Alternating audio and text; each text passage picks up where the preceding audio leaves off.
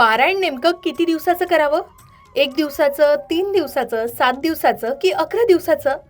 नेमका योग्य नियम कोणता आहे माहिती आहे का? सांगते ऐका. पारायण करण्यासाठी ठराविक एकच नियम नसतो. भक्ताच्या श्रद्धेनुसार आणि वेळेनुसार पारायण करता येतं. 1 दिवसाचं पारायण म्हणजे एखादी मनोकामना पूर्ण व्हावी किंवा तातडीची प्रार्थना करायची असेल तर 1 दिवसाचं पारायण करावं. घरातील अडचणी दूर व्हाव्यात, मानसिक शांतता मिळावी यासाठी 3 दिवसाचं पारायण करावं. त्यानंतर 7 दिवसाचं सप्ताह पारायण हे सर्वात प्रचलित आहे. भक्तिभावाने 7 दिवस वाचन केल्यास विशेष कृपा मिळते असं मानले जातं.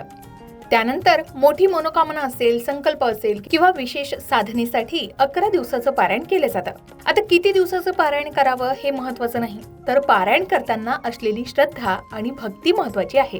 पण पारायण 1, 3, 7 किंवा 11 दिवसाचं करताना दररोज किती अध्याय वाचावे हे जाणून घेण्यासाठी आत्ताच लोकमत भक्तीला सबस्क्राईब करा.